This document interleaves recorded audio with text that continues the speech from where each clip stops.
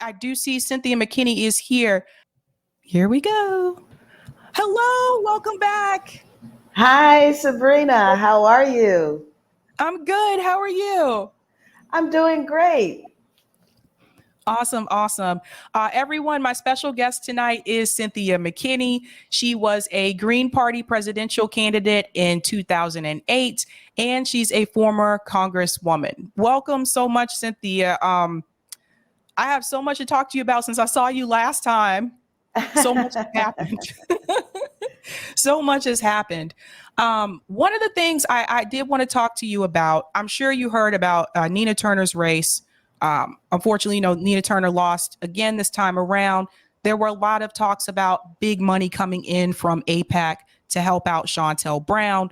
But there was something that was said recently by Nina Turner, and I do want to show you this quick clip. And she talks about why the squad did not support her this time around versus last time around. And I want to get your opinion on this. So this was the night of her election, and Jordan Sheraton is interviewing her here. Let's keep it real. The squad did not come in here for you. AOC came in 5 minutes before. They had their reasons. We can't endorse an incumbent. Who are the Pinos? And did the squad and the broader progressive movement let you down? I don't want to get into the squad. Okay, some of those women are my friends. Some people were threatened. Were threatened. By who? And, I don't want to get into the threats, but they were threatened. So, look, I want to lead them to the side. I will say that the Congressional Progressive Caucus was wrong. They were wrong. And I was really glad to see Congresswoman Jayapal in the Punch Bowl article kind of allude to they need to change the way that they do this. Okay, that part right there. So I want to get your opinion on this because another video came out later on where Jordan did confirm what the threats were. And some of them were the Democratic Party threatened that they would primary challenge them. I guess Cori Bush has a competitive race coming up. Another threat was they would be removed from committee assignments. And I just want to get your take on this because I said to myself, if I was Nina Turner, I would feel some kind of way. She probably does. And what it demonstrates is that these people who are paraded before us as progressives can talk the talk, but they don't walk the walk. And so at some point, you just have to accept what Congresswoman Maxine Waters said to me many years ago. Cynthia, you just have to accept that when the leadership tell us to do something, we're going to do it. And that's just sort of you could say the price of incumbency is your values. And it's very hard to be in alignment with your values when you are answering to someone else. The problem is that the members of the Democratic caucus, as well on the other side, the members of the Republican caucus, answer to someone else. What we need, first of all, we'll never get it without election integrity, but we need more independence. We need people who are not walking the political party line to be able to make decisions based on whether the policy is good or not good for the people of the United States. That should be the sole criterion. I hear you. We've been encouraging people to vote, like if they're going to vote third party or vote independent. And some people have said to myself and those of us at RBN that they feel like, well, that's just nihilism and you guys are just giving up. And I'm like, well, why do you want us to continue to play a game that's rigged? I mean, it's working against like leftists going into the Democratic Party. They're now talking about redrawing districts in New York City to put progressives against each other. So they're trying everything that they can to basically just push them out and let them know that they don't want them. And I want to get your opinion about that as well, because since I saw you last time, in reference to there's the Nina Turner situation, but also the squad voted to send the $40 billion to Ukraine. They just constantly showing us that they're really not going to fight for us.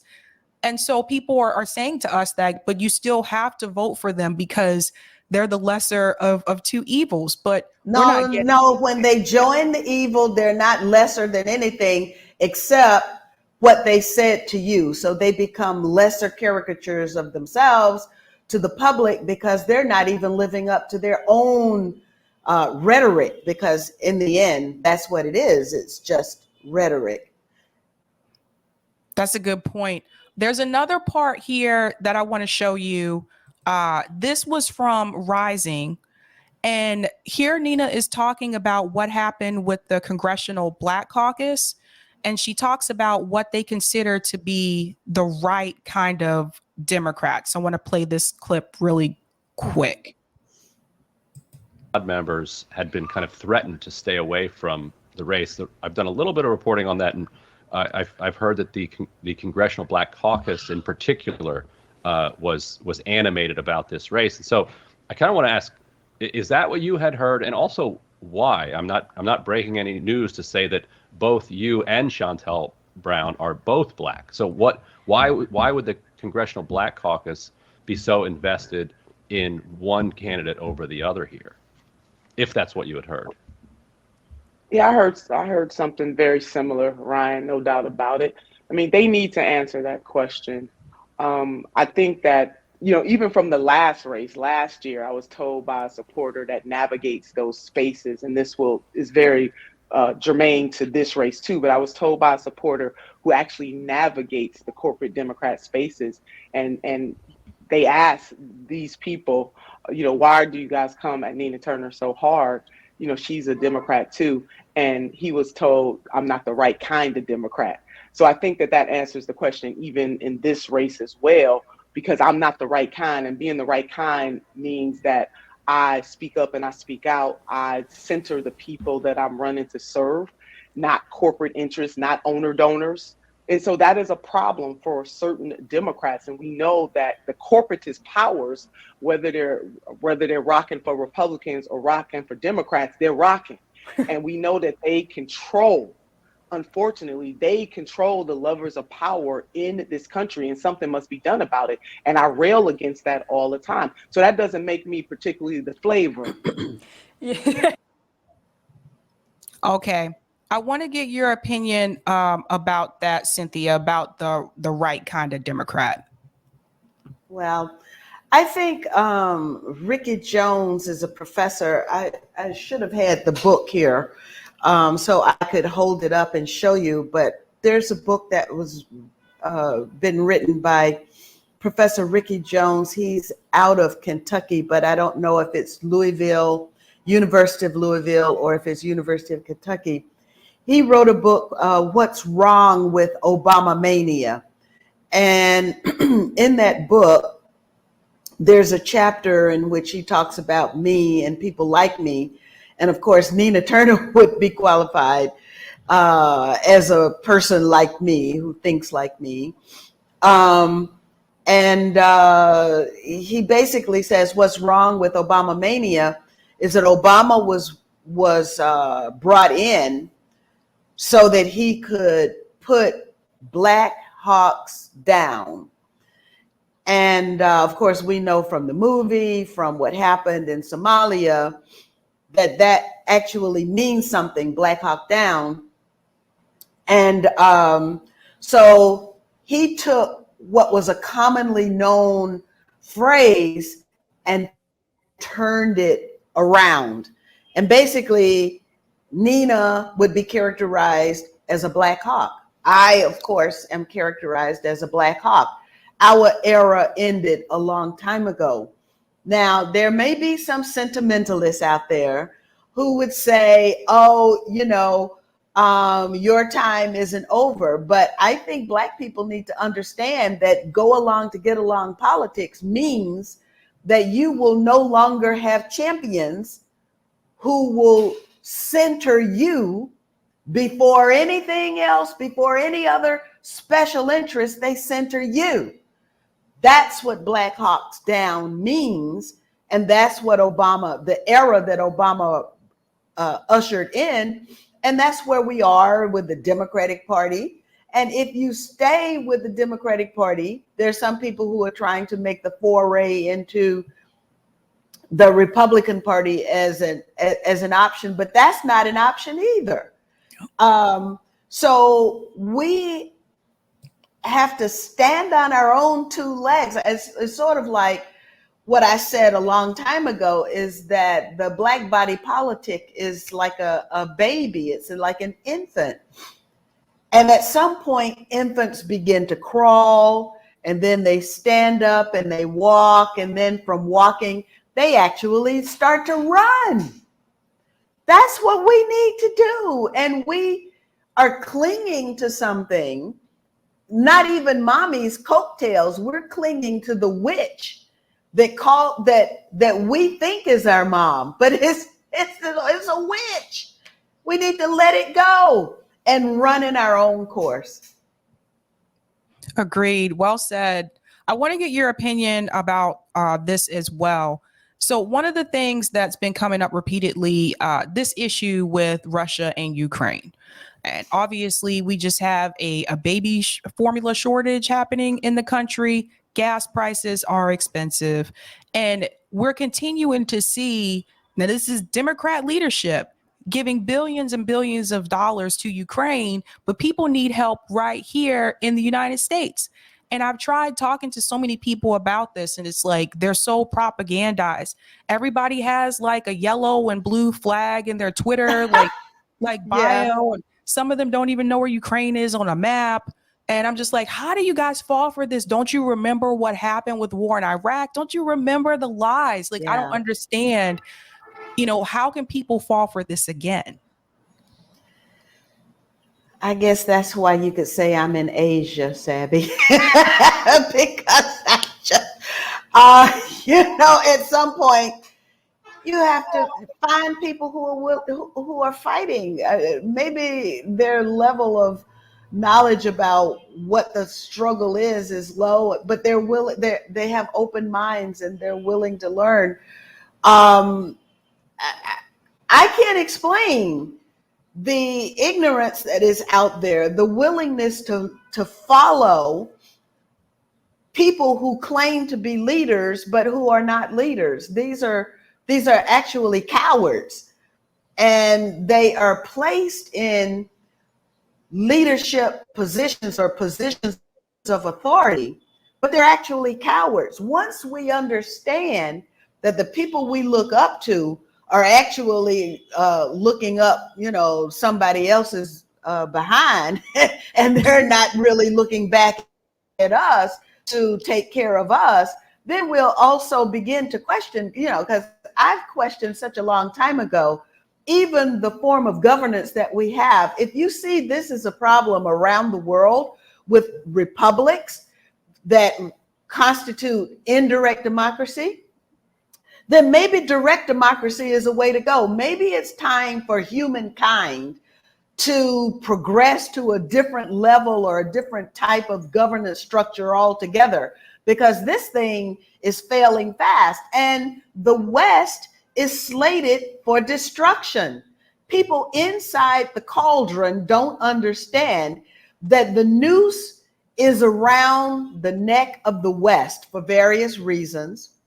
And so therefore, if you happen to live in the West, you're in the midst of the cauldron. I just learned a new term, a new usage for cauldron is when the military is totally encircled and they're about to be annihilated. That's the West right now. And there are certain forces that want this to happen. And without resistance of some sort, it's bound to happen. That's a whole another level of sort of discourse. But the fact of the matter is that's where the United States and the West are headed. They're headed to annihilation. They're doing it to themselves. I hear you. I want to get your opinion about this. So Bernie Sanders said recently that if Joe Biden doesn't run in 2024, that he may run for president again. I personally feel like Bernie had his time. But at the same time, one thing that did kind of stand out to me was the number of people that voted for Bernie in 2016 primaries and decided not to vote for him again in 2020. And the question I want to ask you is, why do you think after 2016, Bernie Sanders didn't walk away from the Democratic Party and decide to run third party or independent in 2020? He made a lot of money. Before he was a mere senator, after he ran for president, he became a millionaire.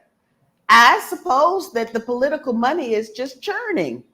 And so fool me once, what is it? You know,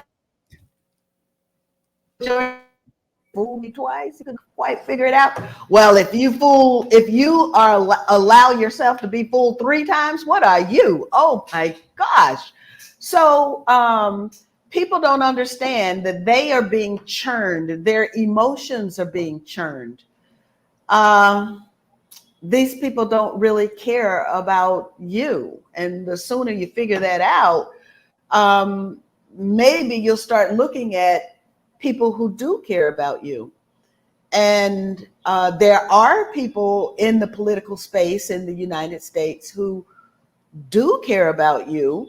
The fact that the pro-Israel lobby came so hard after Nina indicates to me, okay, well, this isn't the first time that these things have been said. I've got a letter that was written, sent all over the country, soliciting donations for my opponent because I wasn't the right kind of Democrat. So now who determines who the right kind of Democrat is? It's those same people who are the warmongers, who are responsible for what's going for the NATO expansion. I got a call from Rabbi Lerner, who was asking me to support Israel's joining NATO. I said, you don't get it. NATO is an anachronism. NATO needs to be dismantled. That was the argument, what? How many years ago is that now? 20 some odd years ago? And NATO has done nothing but expand. And the people who are behind the support for NATO expansion now are also in very much support with our tax dollars, but working abroad. I'm not feeding that system any longer. I figured out a way to legally not feed the system. And we have to all figure out a way to legally not feed the system. One of the things that we've been talking about a lot is what the Black Panthers did in reference to like mutual aid, building clinics.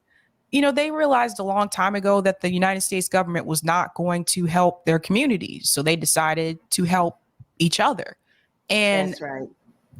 I'm curious because what happened to that? I feel like, you know, some of us at RPN, we have mutual aid groups. Rome does tour for the poor. He travels across the country feeding, clothing homeless people. But when I look at the Black community, like as a whole, how did we go from Dr. King and Malcolm X and fighting for each other and building community to embracing neoliberalism and thinking that the way to get improvement is through the Democratic Party? It's the greatest conquest on the planet because it all happened without I can't say without a shot being fired. The loss of the United States and constitutionalism, you could say that happened without a shot being fired, but many shots were fired, and it's the ultimate story of conquest. So that now the culture of oppression has become Black American culture. And that is what we take. I had a friend call me the other day, and he was disgusted because he saw that culture of oppression being carried to Africa by Black people who have left the United States and gone back to Africa. But what do they know? They only know the culture of oppression. And so they are oppressing the Africans on whose land they have now chosen to settle. So the fall down has been a it's a long way down to where we are now. We are far worse off today than we were. At least we had a fighting spirit back then. And we had the strength to get up and try and walk. We were those infants, but we knew that we had to walk and carry our own weight. And we were doing that. And you're absolutely right. The Black Panthers remain my role models to this very day, because they built something which was an alternate governance living structure. Now that can happen. I do have some land down in South Georgia, and they're called intentional communities. My son wants to do an intentional community down there on that land. But if it remains just a dream and it never happens, then maybe we can get enough people who would be willing to start an intentional community and make something happen. There are so many dying towns in the rural parts of the United States. We all need to be doing victory gardens with the food shortage. I just figured out, actually it was yesterday, but it was today, your time, because you guys are still in the same day. It's already tomorrow morning where I am. And I was just thinking, I have this smoothie that my partner makes, and it's spinach and ginger and garlic and lemon rinds and lemons, and it's all the good stuff. And you know what? It's like a complete meal. If you put a little, maybe some beans in it, it would be a complete meal with your protein. You can live off of it. So now I just figured out I need to start growing it. I don't need to rely on a food supply chain in order to grow something that will sustain my life. That's where we need to be. And I'm thinking about actually buying some more land and having my son, who he's trained to be a lawyer, but he rejected the legal profession, said they were too crooked, and then became a trash man, collecting compost from wealthy Washington, D.C. neighborhoods. And now he is a community gardener, and he has community gardens all over D.C. and he started them. I want him to branch out even more and help other people start community gardens. That's where we need to be. We need to feed ourselves. The black Muslims, they have an idea, and that is to be self-sufficient in something. If it's toothpaste, be self-sufficient in it. And so they also have a model. They have a farm down in South Georgia, and probably many more farms that I'm not aware of, but I'm aware of that one farm, Muhammad Farms. So we need to start thinking in this, not just thinking, we need to start doing in this direction.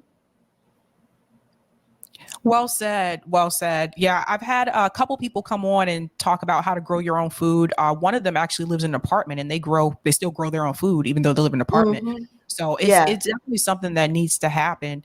I'm curious about, in reference to electoralism, this was something that came up recently. So Jill Stein was here about a week ago. And mm-hmm. one of the things I mentioned to her was, like, I felt like after, Bernie Sanders lost in 2016, I felt like we didn't have a backup plan in reference to this movement, right? So even some people that were like leftist commentators said, well, you gotta vote for Hillary, otherwise you're gonna get Donald Trump, the fear mongering, right? But when I look back on it, she was on the ballot in like 45 states. And so I just said to myself, like, why didn't all of us that had voted for Bernie in 2016, why mm-hmm. didn't all of us move together and say, okay, we're going to vote for Jill Stein? Yeah.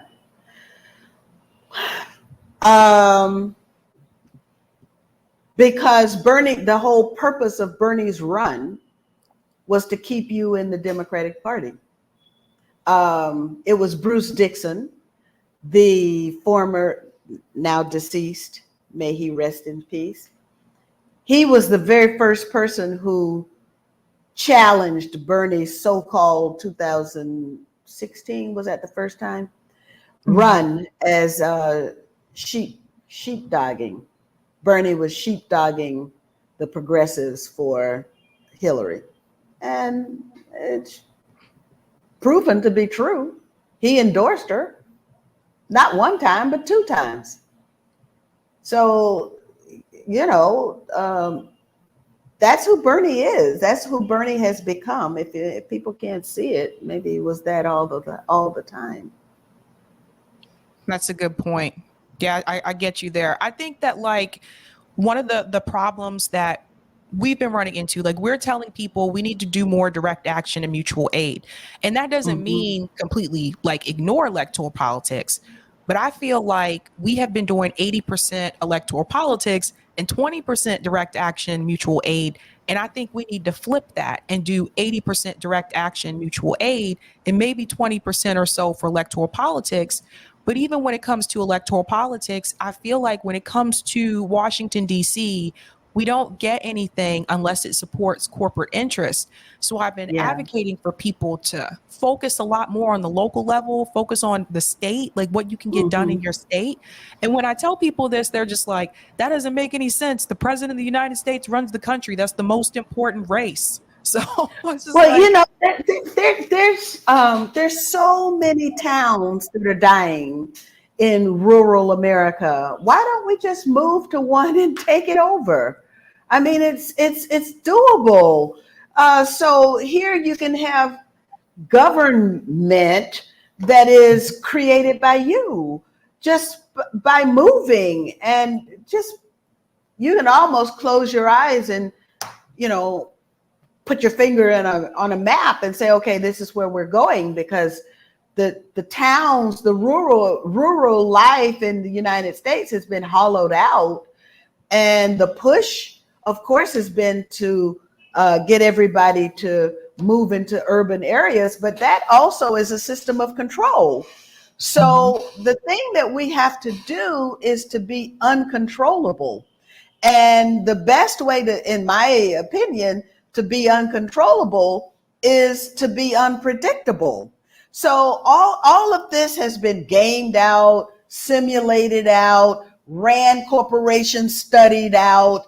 Everything has, you know, so the powers that be that are enforcing their will right now, they know exactly what's going to happen if our response is as predicted. I'll give you an example. So I went to Myanmar because after the Rohingya fiasco, I wanted to know, I had never been to Myanmar, and I wanted to understand what was going on there.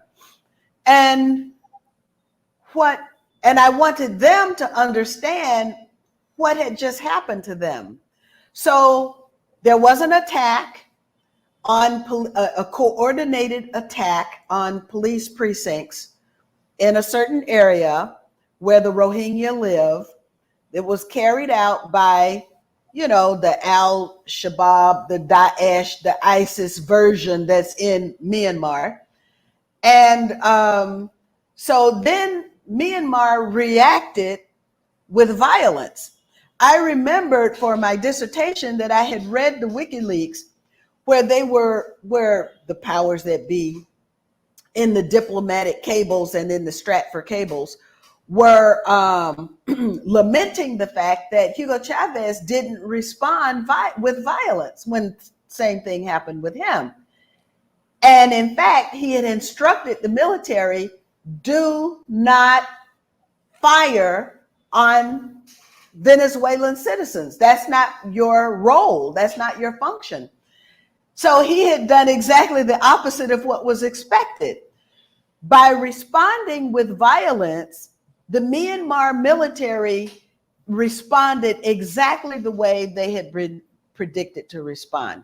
Now, what they've done subsequent to this is against the grain. But at that moment, that was the signal then for 1 million people to leave Myanmar and end up in Bangladesh, where they live in camps now. So we have got to respond unpredictably. We cannot allow them to say, okay, this is going to happen, this is going to happen, as the case is with the Ukraine-Russia scenario now that's playing out.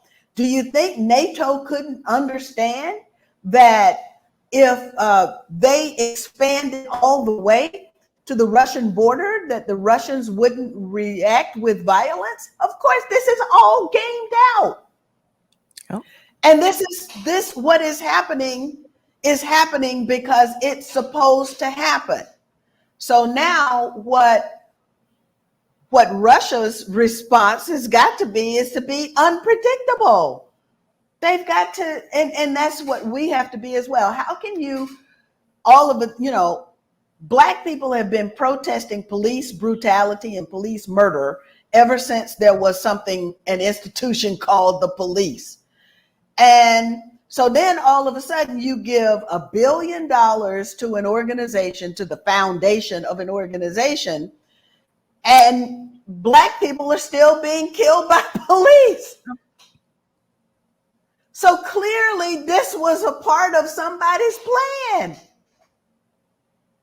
Agreed. And I think they're trying to increase the police state because, as Joe Biden said in his State of the Union address, we're going to fund the police. We're going to give them more and more money, essentially using the same talking points that the Republican politicians use. So again, here we go. The people voted in Crime Bill Joe, and then they're shocked to hear him make those statements. I'm like, what did you expect him to do? Did you think Joe Biden was actually going to defund the police? He's the architect of the criminal justice system that we have right now.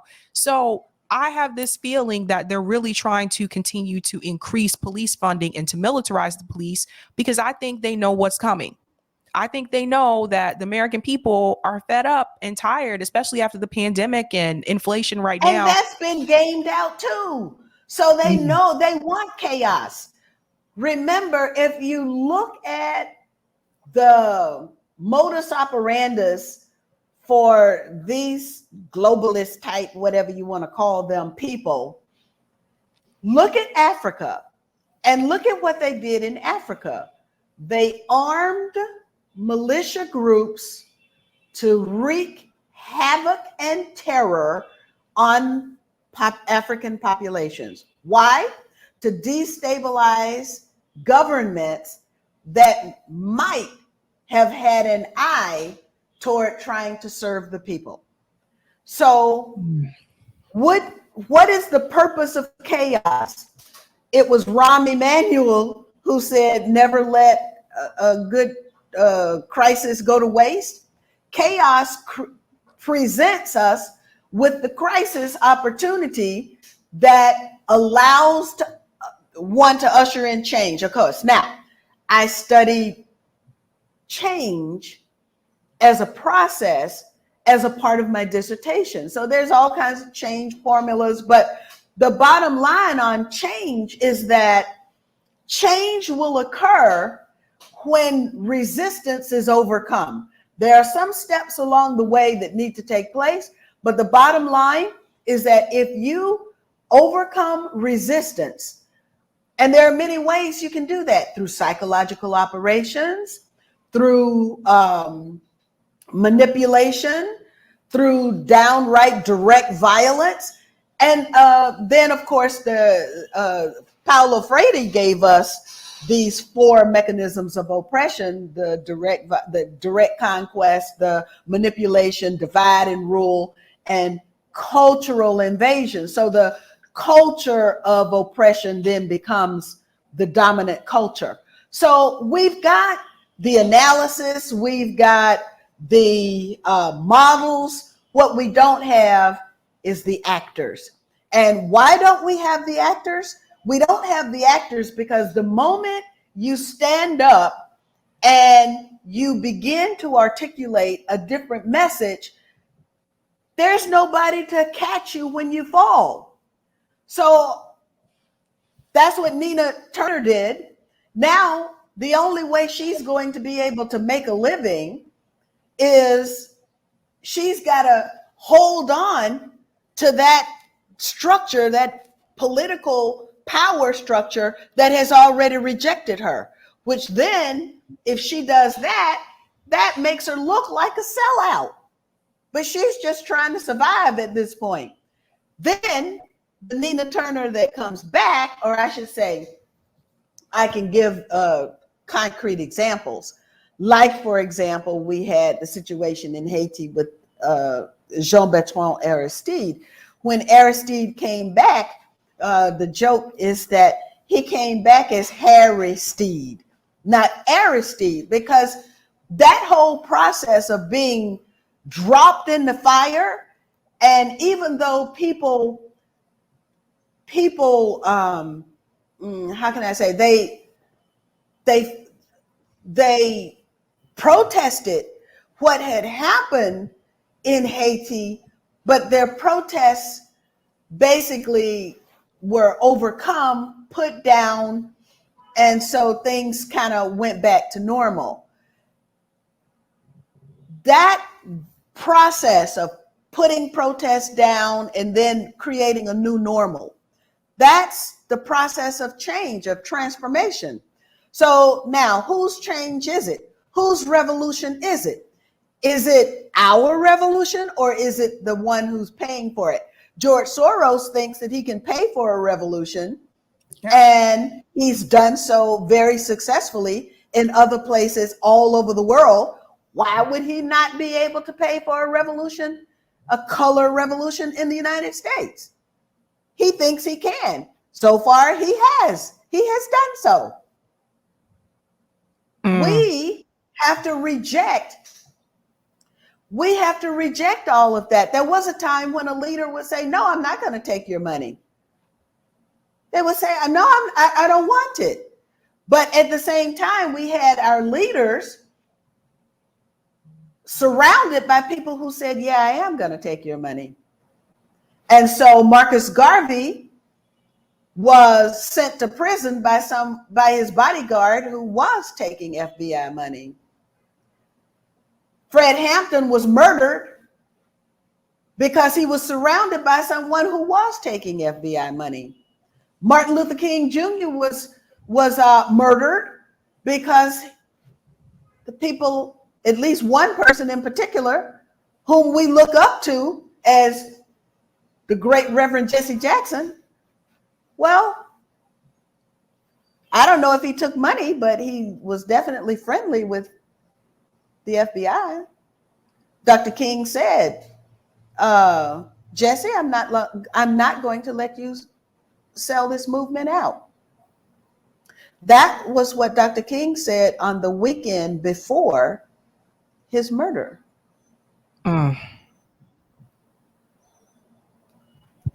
Wow. Cynthia, thank you so much. I do want to be respectful of your time, but before you go, what advice would you give to particularly the younger generation that are kind of will have to deal with the climate situation that we have coming, whether it's the United States, whatever country they live in, it will be a global problem. What advice would you give to them about implementing some type of change for the future?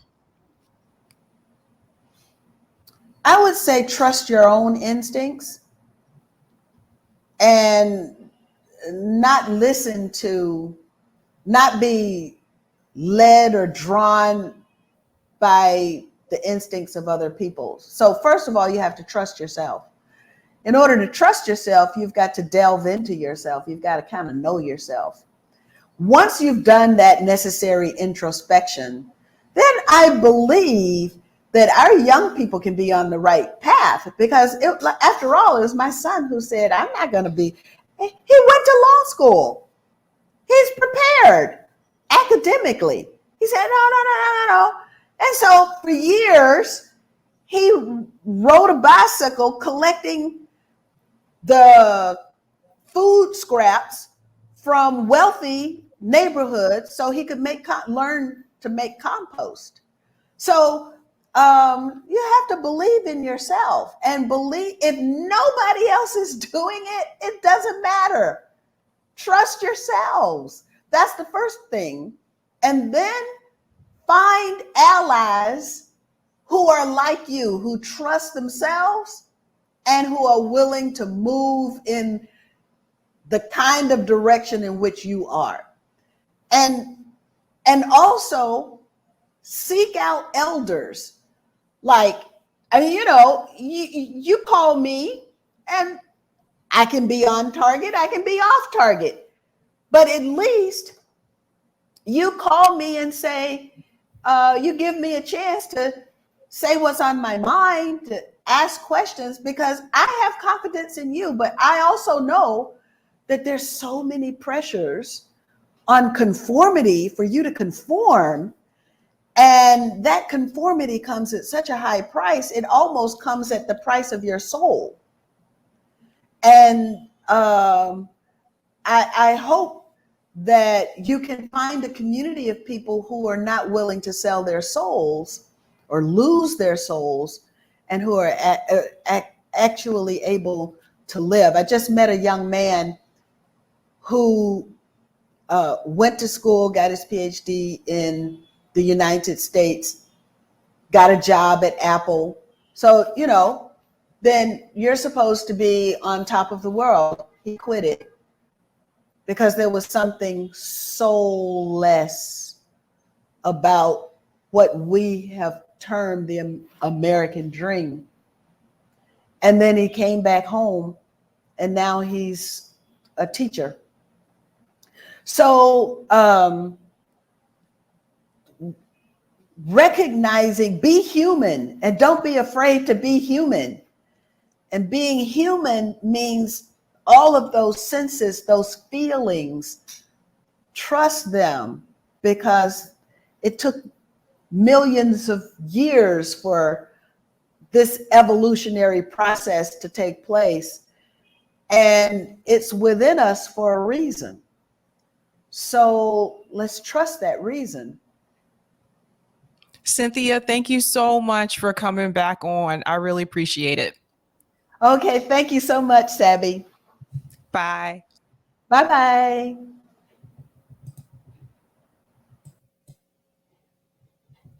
Okay, guys.